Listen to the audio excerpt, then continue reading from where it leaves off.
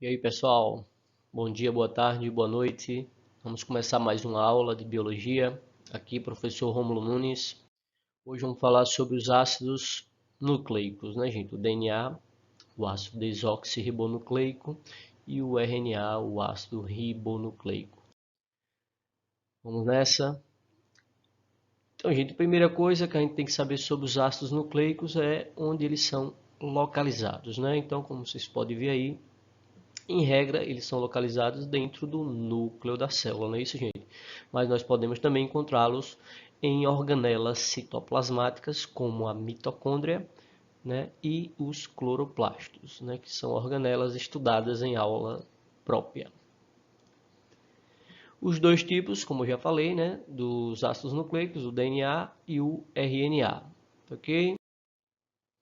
Uma coisa muito importante, né, gente, que tanto o DNA quanto o RNA, vocês têm que lembrar que eles são formados de partes menores, né, de monômeros chamados de nucleotídeos. E vejam que cada nucleotídeo desse é formado por três partes, três componentes, né? O grupo fosfato, a pentose, né, que é um açúcar com 5 carbonos, e uma base nitrogenada. Então, e aqui, como vocês podem ver, né, vocês percebem a ilustração, né, de um nucleotídeo, onde ele tem aqui o seu fosfato, né, gente? Por isso que a gente estuda lá os sais de fósforo, né, lá em sais minerais, componentes inorgânicos da célula, e vê que o fósforo ele participa da formação dos ácidos nucleicos, né? Isso mesmo, que já aqui ele faz parte do nucleotídeo. Aí o fosfato está tanto no DNA quanto no RNA, certo? Aqui a pentose, né, gente? O açúcar com 5 carbonos, né, que é lá do grupo dos monossacarídeos, né, que a gente estudou lá nos carboidratos. E no caso aqui, né, essa pentose, se for no nucleotídeo do DNA, essa pentose é chamada, né, de desoxirribose. Se isso aqui for no RNA, é uma ribose. E aqui a base nitrogenada, que a gente vai falar bastante sobre ela, né, que é adenina, citosina, guanina, timina e uracila, né, sendo que no DNA não tem a uracila e no RNA não tem a timina. E juntando esses três componentes, nós temos um nucleotídeo. E vale lembrar que o DNA e o RNA têm milhares, milhões, né, bilhões de nucleotídeos. Aí vai depender do ser vivo, do indivíduo, da espécie. Como eu já falei, né, gente, a pentose pode ser ribose ou desoxirribose. As bases nitrogenadas, né, que elas são agrupadas em púricas e pirimídicas, né, a gente vai falar disso mais para frente também. Já foi questão de Enem, certo? E como os senhores vão ver, né, são essas bases que vão estar ali juntas, formando a dupla hélice do DNA, por exemplo. Que a gente já falou, tranquilo, né, gente? Veja que eu estou sempre passando rápido, né? Em sala de aula, né, gente? Pertinho de vocês, a gente conversa mais, para, né? Que a gente vai passando um pouco mais rápido por conta de vocês terem o poder de controlar o ritmo aí. Aqui só para vocês observarem, veja que é um nucleotídeo, essa linha inteira é um nucleotídeo, aqui já é outro nucleotídeo, outro nucleotídeo, outro nucleotídeo, certo? Aqui o fosfato, a pentose e a base nitrogenada, né? Adenina, guanina, citosina e timina. Aqui no RNA, guanina, adenina, guanina, citosina e uracila. Ok? Avançando um pouquinho mais, vamos falar rapidinho de cada um dos ácidos nucleicos, tá, gente? Primeiro falando aqui do DNA, né, que é o famoso filamento, dois filamentos, né, gente, em forma de dupla hélice, né, descoberto, né, observado por esses dois grandes aqui, Watson e Crick, né, isso. E esses filamentos são ligados pelas pontes de hidrogênio, né, que a gente vai falar bastante, que liga uma base púrica a uma base pirimídica. Aqueles dois, Watson e Crick. Aqui, gente, o modelo da dupla hélice, né? Esse aqui que a gente imagina que seja um corrimão, né? Como se fosse um corrimão de uma escada, né? Seria justamente os nucleotídeos, né? Os nucleotídeos. E aqui as pontes de hidrogênio ligando esses nucleotídeos. No exemplo aqui, claro, a molécula de DNA. Uma coisa, né, que eu acredito que vocês também já sabem, né, que a base adenina sempre vai se ligar com a base timina e a guanina com a citosina, né, para formar lá a molécula do DNA. Aqui é uma continha básica, né, gente, que é muito comum aparecer em algumas questões, né, a questão lhe dá o valor de uma base e pede o valor das demais. Né? E se vocês sabem que a guanina sempre se liga com a citosina, né, gente? Se tem 30% de guanina, teremos 30% de citosina. 30% mais 30, né, 60%. Os restantes 40% serão divididos de igual forma com a adenina e a timina, 20 para cada também. Claro, gente, isso aqui é a regra, nós estamos desprezando algumas informações que não cabe comentar aqui, porque nosso foco é o Enem, tá? Mas se os senhores avançarem nos estudos, né, e quem forem para esse ramo da biologia na faculdade, né, um mestrado, um doutorado, com certeza vai ver que não é tão, né, matematicamente exato assim, tá? Mas não vamos viajar demais, né, que esse é um dos grandes problemas dos alunos, às vezes querem viajar demais e às vezes até durante a prova, né, do Enem, e aí complica, né, gente? Vamos ser práticos. Aqui uma ilustração, né, gente? Um filamento do DNA aqui, outro filamento aqui. Não está no formato dupla hélice, vocês costumam observar, mas aqui imagine que seja o DNA, uma fita de um lado, outra fita do outro. E aqui as ligações, né? Que não estão ocorrendo, mas aqui o T vai se ligar com A, o G com C, né, através das pontes de hidrogênio. Então, pessoal, aqui vocês podem perceber, né, mais uma ilustração sobre as ligações das bases nitrogenadas. Vejam vocês aqui, um filamento do DNA de um lado, outro filamento do outro, não é isso? E as bases, né, a citosina ligando com a guanina e a adenina com a timina, sempre assim. E percebam que a ligação entre a citosina e a guanina é uma ligação mais forte. 3 pontes de hidrogênio. E da adenina com a timina nós temos só 2 ligações, 2 pontes de hidrogênio. Percebam vocês que, inclusive o Enem já perguntou isso. Vou trazer para vocês aqui um trecho da questão recente que o Enem falou justamente sobre isso. Aqui, gente, uma questão do Enem. Aqui só um pedaço final da questão, né, o trecho final. Mas a questão ela foi muito gentil com vocês. Ela inclusive lá já dizia isso que acabamos de falar, né? Que o A e o T tem 2 ligações entre eles e o C com o G 3 ligações. Então tá muito óbvio, né, gente, que a ligação da citosina com a guanina é mais forte. E a questão pergunta justamente isso: qual dos segmentos do DNA será o primeiro a desnaturar?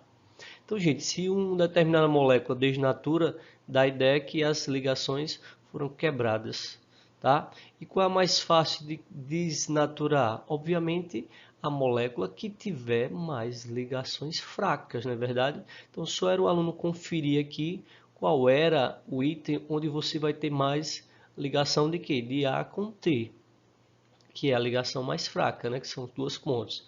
Então, só a gente der uma olhada rápida aqui, você vai ver que na letra C aqui, ó, nós temos muito A com T, T com A, não é isso? Varia o mesmo. Então vejam que a maior dessas 5 moléculas de DNA, a letra C, você vai encontrar mais ligações fracas, A com T ou T com A, certo?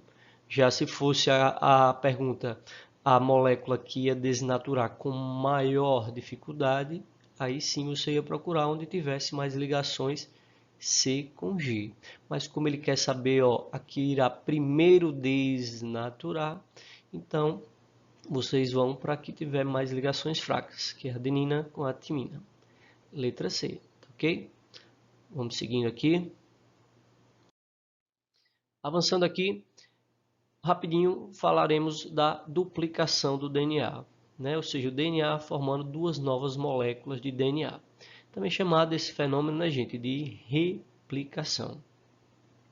Vale destacar que depois eu vou estar disponibilizando um vídeo, né, que mostra isso com mais clareza. Mas vamos lá, né, gente? Aqui a importância da duplicação, né, para formar células novas, né, gente? Células velhas vão morrendo, cópias idênticas vão sendo deixadas graças à duplicação, né? Isso tem tudo a ver lá com a mitose, né, na divisão celular, que temos aula própria para isso também. As etapas da duplicação, gente, vejam que vocês têm que imaginar que se uma molécula de DNA irá formar duas novas moléculas de DNA, o primeiro passo é que essa primeira molécula, né, que é o DNA que a gente chama de matriz, DNA mãe, né, essa molécula, ela rompa suas pontes, né? Esses dois filamentos eles têm que se separarem, os filamentos dessa molécula. O que vai fazer isso é a chamada enzima DNA polimerase. Ela vai quebrar essas pontes de hidrogênio para que os filamentos assim se separem, ok? E com a separação aqui, né, gente, uma outra maneira de visualizar, né, existem várias formas, não percam de vista o assunto. Aqui, ó, um filamento está aqui, o outro filamento está aqui. E imagine aqui como se fosse, né, uma espécie de como abrindo um zíper, né? Imagine que abrindo um zíper seria a enzima, né, o zíper seria a enzima DNA polimerase, quebrando as pontes de hidrogênio. E um filamento vai ficar de um lado, o outro filamento vai ficar do outro. Vale lembrar que essa duplicação está rolando lá dentro do núcleo da célula, tá ok, gente? E veja que os filamentos vão se separando aqui, como vocês podem ver, né? O T se separando do A, o G do C, o T do A, o A do T, e por aí vai. E os filamentos que se separam já vão se unindo a novos nucleotídeos. Então, aquele filamento que ficou solto, né, gente? Novos nucleotídeos vão chegando para se juntar a ele. Então, o que era um filamento já vai ser outro filamento. E aquele outro filamento, né, que se separou, vai também encontrar o seu outro filamento. E nós teremos aí duas moléculas. Então, vocês imaginem aqui uma molécula de DNA, separou, né? Nós temos aqui o que? Dois filamentos separados. Esse filamento vai formar um novo filamento, né? Vai servir aí como um molde. E esse aqui, né, vai formar também o seu outro filamento. Vamos ter dois DNAs novos que vieram de um DNA antigo. Não é isso? E é a formação de duas moléculas de DNA. Tá ok, gente? Aqui, por isso, né, isso é importantíssimo, gente. Já foi questão do Enem, se não me engano, em 2009, não lembro bem, né, que queria saber o que seria esse processo semiconservativo, né, quando fala da duplicação do DNA, da replicação. E a resposta é justamente essa, né, gente? Avança aqui para vocês verem, ó. Uma molécula de DNA. Separaram os filamentos, peguem aqui o azulzinho para vocês perceberem, filamentos separados, ok? E aí cada filamento desse separado vai ganhar, né, vai servir de molde, na verdade, para que outros nucleotídeos, ou seja, outro filamento vá chegando aqui e formando filamento novo, a partir do filamento antigo. E aqui eu vou ter um DNA novo, porém a sua metade é do DNA antigo. Aqui da mesma forma, aquele filamento que ficou livre aqui, ó, né, ele ganhou um filamento complementar, uma fita complementar, formando um DNA novo também, porém com filamento antigo também. Daí dizer que o processo é semi-conservativo, porque a molécula de DNA nova, ela conserva uma fita, ou seja, a metade do DNA original, ok? Agora rapidinho vamos falar do RNA, né, gente? O ácido ribonucleico. Né? Esse, em regra, só uma fita, ao invés de duas, uma fita apenas, ok? A sua pentose é a ribose. E aqui a diferença é que a timina não vai aparecer, né, gente? Nós temos aqui a uracila agora. E sempre que ela for se ligar, ela vai se ligar com a adenina. A adenina com a uracila com a adenina, certo? Que tipos de RNA, gente, eu não vejo assim uma preocupação grande para vocês estarem decorando esses nomes, mas eles vão aparecer quando a gente falar nas próximas aulas sobre a síntese de proteínas, tá? Mas nós temos o RNA mensageiro, aqui nós temos algumas informações, depois vocês podem estar lendo. O RNA transportador, né, são os dois mais importantes que a gente vai falar na aula de síntese proteica. Mas nós temos também o RNA ribossômico.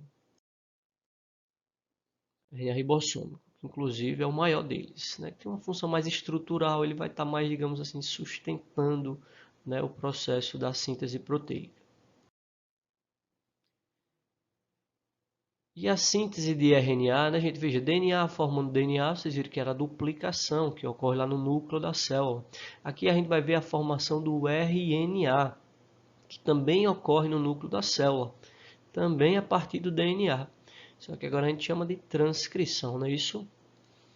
As etapas, o início é igual, né, gente? Os dois filamentos do DNA vão ter que se romper, né? Vai haver aí um rompimento das pontes de hidrogênio, não é isso? Pela DNA polimerase. E aí vamos ter filamentos livres, mais uma vez. E um desses dois, nós temos aqui dois filamentos livres, só que agora a gente só vai precisar usar um desses filamentos. Porque já que o RNA é uma fita só, então quando o DNA se separar, nós vamos usar apenas um desses filamentos para formar o filamento do RNA. Tá? Depois, inclusive, esse RNA que vai surgir vai sair do núcleo da célula, certo? Para fazer a síntese de proteínas. E esses dois filamentos que se separaram do DNA voltam a se unir, ok? Então, aqui são as etapas. Você pode estar observando depois com mais calma as imagens. A internet também, né, gente? Livros repletos de imagens, várias cores, vários tamanhos, várias formas de vocês estarem vendo isso. E a formação de uma molécula de RNA, né, gente? Uma fita só, que geralmente, né, é a regra, vai para o citoplasma. Ok? Mais uma imagem. E os filamentos do DNA, que haviam se separado, voltam a se unir, né, constituindo a molécula original do DNA. Ok? Mais uma imagem. E aqui o DNA forma o RNA. E o RNA comanda a fabricação de determinada proteína na célula, como a gente vai ver nas próximas aulas, né, gente? Então, o DNA, ele manda um código lá para o RNA e este, né, vai transmitir uma outra informação para que surja uma proteína específica. Então, se houver um erro lá no DNA, provavelmente vai dar um erro também lá no final, na síntese proteica, como a gente vai estudar em outra aula. Aqui só uma tabelinha ilustrativa para vocês, a diferença do DNA para o RNA, tá ok, gente? Então, em uma próxima aula, vamos estudar a síntese proteica, que é quando agora o RNA vai entrar em ação para codificar as proteínas. Então, até a próxima aula. Tchau, tchau.